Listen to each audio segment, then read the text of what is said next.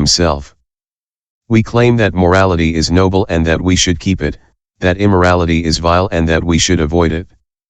Such an idea does not correspond to wisdom. According to the judgment of wisdom, the mind is not attached to morality. There is nothing there to grasp, nothing to let go of. This is how morality gives birth to the virtue of wisdom. Moreover, the person who does not observe morality, even though he has keen knowledge, seeks common occupations and keeps busy in every way finding means of livelihood. The organ of knowledge becomes dulled little by little, like a slicing blade, if used to cut clay becomes more and more chipped. The monastic who observes morality and is not occupied with the business of the world always contemplates the absence of characteristics which makes up the true nature of all dharmas. Even though originally he has only weak faculties, his knowledge becomes sharper gradually. For all these reasons, one can say that morality gives rise to the virtue of wisdom. Thus the virtue of morality gives rise to the 6 virtues. 6. Furthermore, the bodhisattva who observes morality does not know fear. He is free of confusion, hesitation, and doubt. He does not aspire personally for nirvana. He observes morality solely in the interests of all beings, in order to reach Buddhahood and acquire all the Buddha attributes. This characteristic constitutes the virtue of morality. 7. Moreover, in the words of the sutra, above, p. 770f, the bodhisattva is based on the non-existence of sin and its opposite. Apatyanapatyanad hyapatitam upadaya. And this constitutes the virtue of morality. Question. If morality consists of avoiding evil and practicing good, why speak of the non-existence of sin and its opposite? Answer. Speaking of their non-existence is neither wrong view nor gross conception. If one penetrates deeply into the nature of dharmas and if one cultivates the meditative stabilization of emptiness, one sees by the eye of wisdom that sin does not exist. If sin does not exist, its opposite, absence of sin, do not exist either. Besides, if the being does not exist, the sin of killing does not exist either. If the sin does not exist, the discipline that forbids it does not exist either. Why? There must be a sin of killing in order that the forbidding of killing exist. But since there is no sin of killing, its forbidding does not exist. Question. Beings presently exist. Would you say that they do not exist? Answer. That which is seen by the fleshly eye is not right seeing. If one uses the eye of wisdom, one will see that there are no beings. As was said above in regard to generosity, there is neither donor nor recipient nor thing given. It is the same here. Moreover, if the being existed, it would be the same as the 5 aggregates or different from them.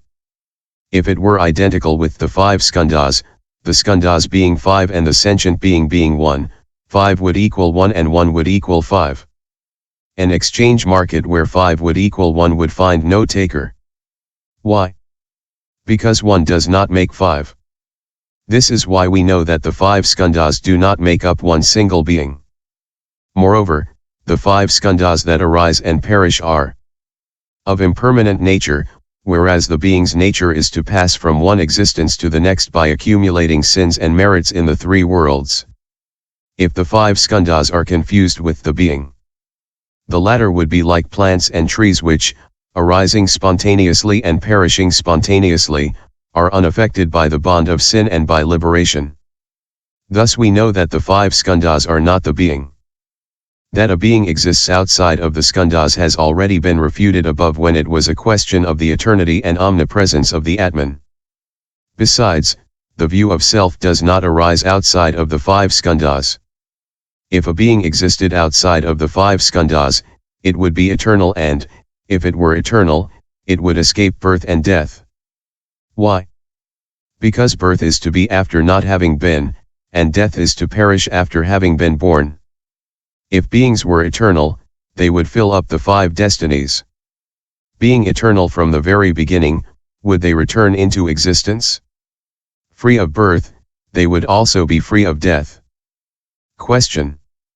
It is certain that the being exists. Why do you say that it does not exist? There is a dharma, being, that has the 5 skandhas as causes and conditions, just as the dharma hand exists as a result of the 5 fingers. Answer. This statement is false. If a dharma, being, existed as a result of the 5 skandhas, the existence of this dharma being would not be conceived apart or outside of the 5 skandhas. The eye sees color, the ear hears sound, the nose smells odor, the tongue tastes flavor, the body feels touch, and the mind cognizes dharmas. But all of that is empty and free of substantial self.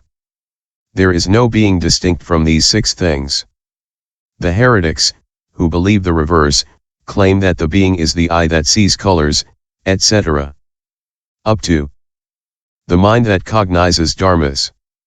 Or else, they are of the opinion that the being is the mind that experiences suffering or pleasure. Those who share this view do not know the reality of the being. The trick of the self-interested disciples. There was a very virtuous venerable disciple. The people who claimed he was an arhat brought him masses of offerings. Later, he became sick and died. Fearing to lose the offerings that were brought to him, his disciples took away his body during the night and arranged the coverings and pillows on his bed so that one would have said that the teacher was there lying on his bed. To those who came to ask about the condition of the sick man, the disciples said, "Don't you see his bedclothes and pillows on the bed?" Without looking into the matter, the foolish people thought the teacher was sick and in bed, and went away after having made their offerings. This happened several times. There was, however, an intelligent man who came to inquire about him. The disciples gave him the same answer. But this intelligent man replied, "I didn't ask you about the bedclothes and the pillows on the bed. I asked you about the man." Taking away the covers, he looked for his teacher, but there was no one there. Here too, outside of the 6 objects, there is no atman. Similarly, there is no individual who cognizes or who sees. Furthermore, if the being existed in the 5 skandhas as in its causes and conditions, the 5 skandhas being transitory, the being also would be transitory. Why? Because there is a similarity between result and its cause. Being transitory, this being would not go on to a future existence. Furthermore, if, as you claim, the being existed eternally from the very beginning, then the being would have to give birth to the 5 skandhas, whereas the 5 skandhas could not give birth to the being. Now as causes and conditions, the 5 skandhas give rise only to a metaphor of being, and the fool chases after this name in search of a reality.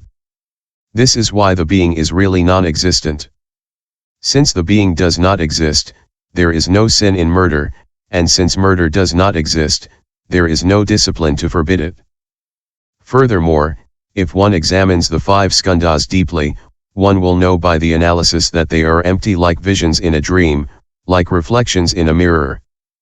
In killing a vision in a dream or reflection in a mirror, one is not committing murder. Similarly, by killing a being, i.e., the 5 skandhas that have emptiness as nature, one does not commit a fault.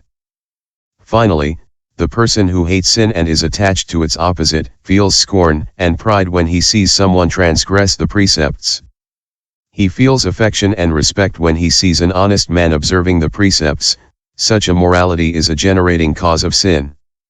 Consequently, we say with the sutra that it is necessary to fulfill the virtue of morality by being based on the non-existence of sin and its opposite. End chapter 23.